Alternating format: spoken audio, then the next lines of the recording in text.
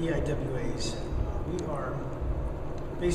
try to break it down into individuals, and hopefully the individuals add up into a team goal. So right now we've got two guys that are, one's probably going to seed at number one will be probably seeded number two, JP and Lewis, and a couple other guys, freshmen, that really might be seated towards the end, the top 8, but even still, they can most likely, we feel like they can place anywhere from 4 to 8. So I think the biggest thing is when we switch to individuals, we go making sure everybody on the team, everybody that's entered in the tournament, does something better than what they did during the season. So we have guys that want to win 2 matches. We have guys that want to win a tournament. So it's all individuals, and to me, it's my job to make sure that all 10 guys entered in the tournament compete hard and achieve what they want to do over and above what they want to do. So it's an interesting time. It's a fun time because everybody's doing their own thing as far as getting ready for everybody prepares differently. So our training is different as well. It's not so much a team thing, but it's an individual. So now we're working on everybody's individual habits and how they prepare. So that's pretty much what we're doing right now, and we'll carry that through all the way through towards the NCAA's class.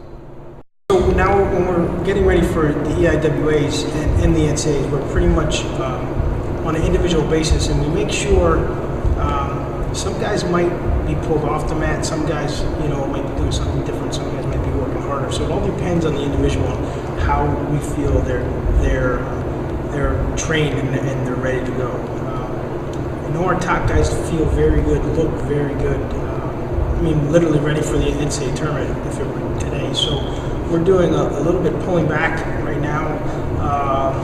In fact, what we did this morning, we did a little swim workout and basically pushed their cardio to the point where they get tired, but they're not wrestling. There's no impact on their body. So trying to save their body, not to get injured, testing them, but yet not really pushing them on the mat.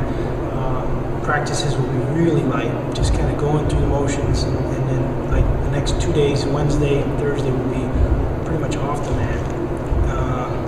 So we kind of really pull back, store up energy, get ready for the weekend. So, and then next week, guys that qualify for the NCAA tournament will push a little bit harder for a little bit 1 week, and then do the same thing the following week. So with the EIWAs at Lehigh, it's always fun for me personally, just because obviously I grew up in the area, and ever since I started wrestling when I was 5-6 years old, I've gone to Stabler Arena to watch Lehigh wrestling. So it's always special for me as a coach to bring my team down and see people that I've grew up with, and people that have been mentors in my life, come watch over at Stabler.